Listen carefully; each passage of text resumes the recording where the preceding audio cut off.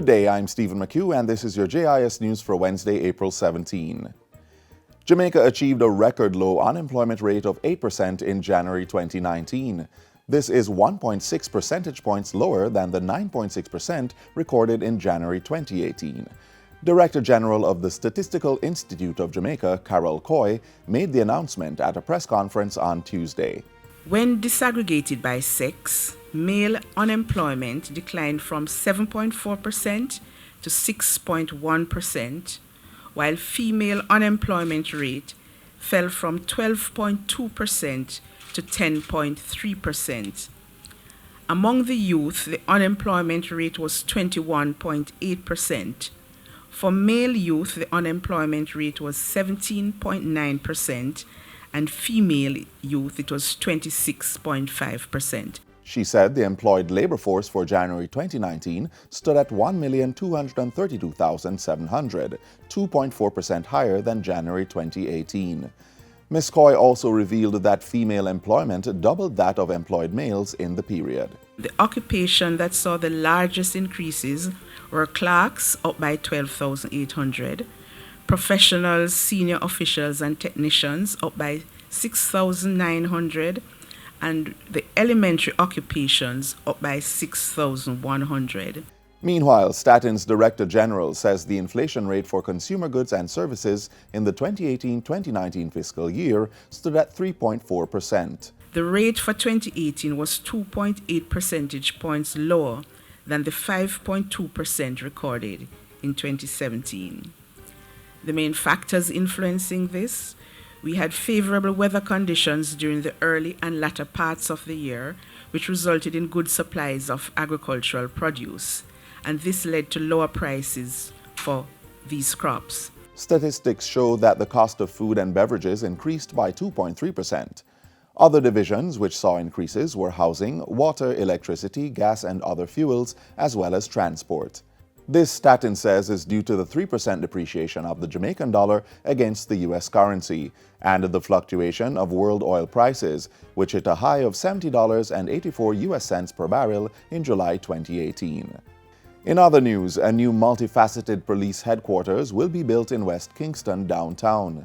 It will be constructed on a 40-acre space known as No Man's Land, which surrounds Trenchtown, Arnett Gardens, Hannahtown, and Denham Town. The announcement was made by National Security Minister Dr. Horace Chang during his sectoral debate presentation on Tuesday. He says the building will accommodate over 2,500 police officers. It will house all non-geographic formations of specialized units such as narcotics, the National Intelligence Bureau, and CTOC. The locating of this facility in the heart of the western part of downtown, will complement the government's overall plan to revive and reposition Kingston City as a leading business district that is safe and orderly. Mr. Speaker, No Man's Land, it is sometimes called, will be a beacon of hope in our city and will elevate the space to represent hope, peace, and prosperity. Dr. Chang says the new police headquarters will have customer-friendly reception areas and green spaces to ensure a strong community interface. The National Security Minister also revealed that the National Housing Trust would be providing housing for persons who will be affected by the construction of the new Police Command Center. Meanwhile, further infrastructure investment will see a Mobile West being constructed in Montego Bay. This will accommodate 400 officers and will be outfitted with state-of-the-art equipment and furnishings to enhance the capacity of the police. This government therefore undertakes significant projects as an investment to secure the peace and safety of our future generations. Still on security, Prime Minister Andrew Holness says more personnel will be trained and deployed to increase manpower needed to execute more zones of special operation, ZOSOs. Speaking during Tuesday's sitting of the House of Representatives, Mr. Holness said he would be declaring more ZOSOs shortly to replicate the successes experienced in those ongoing in Denham Town and Mount Salem. You would have seen us engage in a strategy of training using the Jamaica National Service Corps to rapidly increase the manpower of the JDF. Some of those members will ultimately find their way through the recruitment process into the JCF.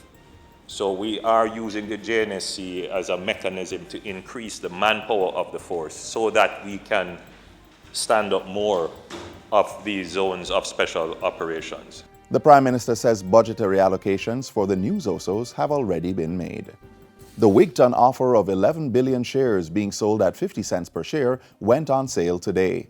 Of the 11 billion, 2.2 billion shares, or 20%, have been reserved for public sector workers. The offer is valid until May 1 and is open to all Jamaicans. In Parliament Tuesday, Energy Minister Favour Williams said the smallest purchase of the shares was $1,000, which would buy 20,000 shares. The allocation of shares will be done on a bottoms-up approach, meaning all applications up to the first 10,000 shares will be met, and then in increments of 10,000 until all shares are allocated. This ensures that ordinary Jamaicans will participate in the equity ownership of Wigton. Minister Williams reiterated that Cabinet had directed that no one group be able to hold more than 10% of the outstanding equity at any one time before the expiration of 5 years of the initial public offer.